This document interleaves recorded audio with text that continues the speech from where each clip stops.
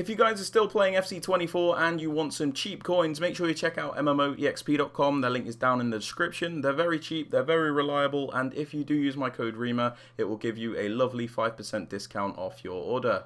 So, what's up guys, it's Ash here and welcome back to a brand new video. I'd just quickly like to start off the video by apologising for not uploading the past few days. Obviously this game is dying quite a bit now, so I'm not spending as much time on it, and I've also randomly caught myself in a bit of a hole on RuneScape where I randomly logged in and all of a sudden I'm hooked again like I was when I was a kid. So that's been eating up quite a lot of my time as well, my free time at least anyway. But yeah, in today's video guys, we do have some 4-2-4 tactics to help you out in FC24 if you are still grinding the gameplay, of course. And yeah, with all that aside guys, let's get right into the video. Hope you enjoy.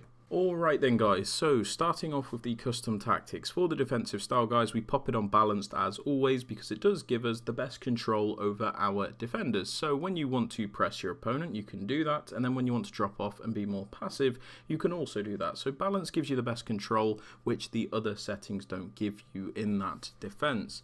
Now moving on to the defensive width guys, I'm currently using 25. Now the reason I do this is because it gives you a really nice, narrow and compact defense, which means you can block out all those attacks through the middle. This is made even more effective with the high-end cards at the end of the game that all have like the best play styles and defensive AI. It's basically impossible for your opponent to get through.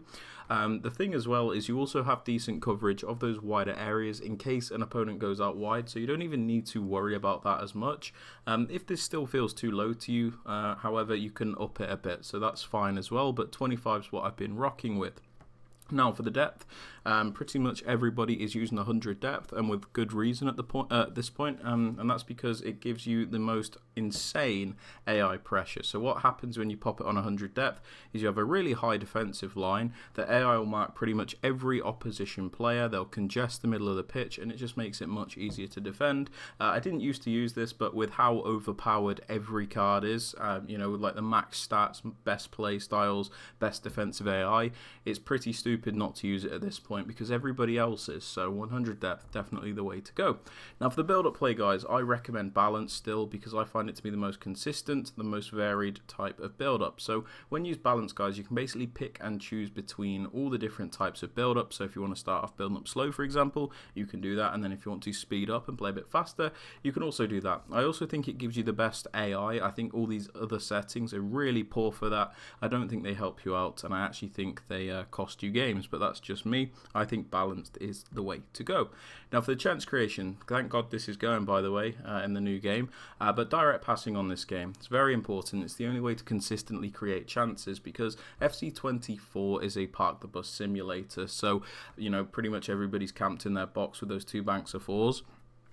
So direct passing is the only way to break through it because what happens is it almost like tricks the AI.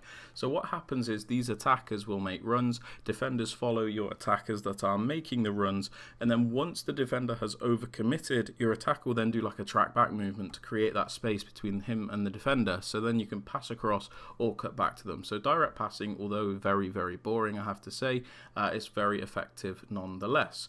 Now, moving on to the attacking width, this one is completely preference based, to be honest with you. All you really need to know is the lower the attacking width, the more narrow your attack, and the higher the attacking width, the wider your attack. So make of that what you will and pick something that you find comfortable. I'm just using 53 at the moment and it works just fine for me. Now for the players in the box guys, we have this on 6. This is so we can get a few players into that penalty area without completely overcommitting. This seems to be a nice balance for me, but you guys might want to change that.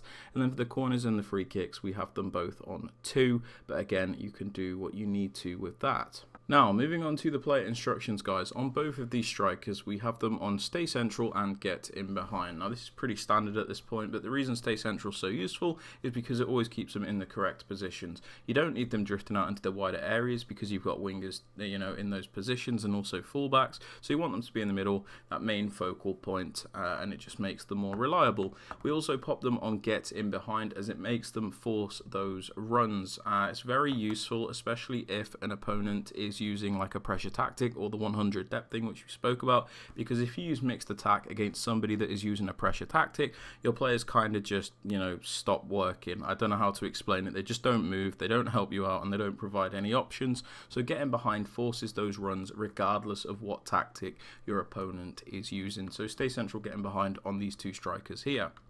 Now for the wingers, guys, both of them, we have them on comeback and defence, cut inside, get in behind, and get into the box for cross. We have these wingers on comeback and defence because it will make him defend as a right mid and a left mid in a 4-4-2 shape instead of a 4-2-4. Now this is like one of the main drawbacks of a 4-2-4.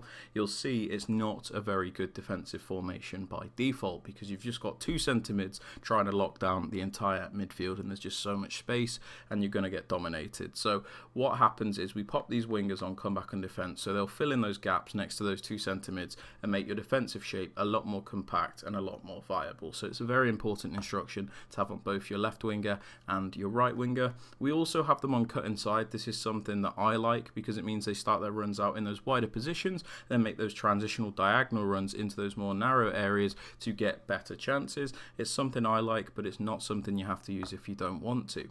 We also have them on getting behind, so it's like similar to those strikers where I said you need to force the runs out of them because they won't always run otherwise. It's pretty much the exact same thing. So getting behind just forces runs out of these wingers regardless of you know, what tactic your opponent is using. And then we also pop them on get into the box across, so they do not hesitate in getting into the penalty area and helping us out there. So yeah, that's it for the wingers. Now moving on to the left centre mid, I use a more defensive minded midfielder in this position. I suggest getting that balance between those two centre mids. It's something I say in nearly every video. The reason it's so important is because it gives you that balance for the whole team. If you have two really attacking centre mids, you're not going to have much of a defensive presence, so you're going to get scored on a lot.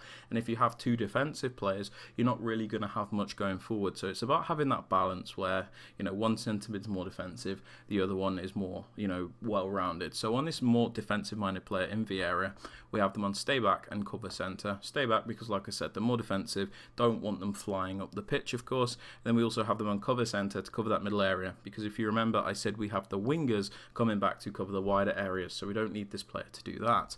Now for this right centre mid, like I said, the more box-to-box style player of the two, we have them on the default settings and then pop them on cover centre. Default settings so that they can do a bit of everything. They're not restricted to just defending, so you can kind of just let them do whatever there. And then cover centre again so that they'll cover the middle area as opposed to the wing, because like I said, don't need them to do that. Moving on to the fullbacks. On my more attacking minded fullback, this being my right back Walker, I pop them on balanced overlap. Now the reason I do this is because I have my wingers on cut inside, which means they often go into those more narrow spaces, those central positions, and leave a lot of space out wide. This leaves space for this fullback to go forward on the overlap and then give us more attacking presence. So you have players in, like, you have a lot of players in the narrow areas, then you also have this wider option as well. So this is something I really like to utilize, but I know some of you won't, and that is fine. You can just pop them on stay back, but I would highly advise at this point in the game especially using one fullback on balanced overlap.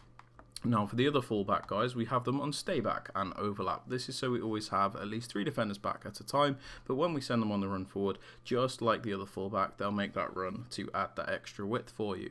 For those two centre-backs, we leave them alone, and the goalkeeper, we also leave them alone. But yeah, guys, they are my tactics and instructions for the 4-2-4. I hope you guys have enjoyed. If you have or found it useful, please be sure to drop it a thumbs up. Sub to the channel if you are new, so you never miss out on any videos, of course. And don't forget to turn on those notifications. And yeah, that's all, guys. Hope you have a great rest of your day. I'll catch you all in the next video. Peace out, guys. Take care.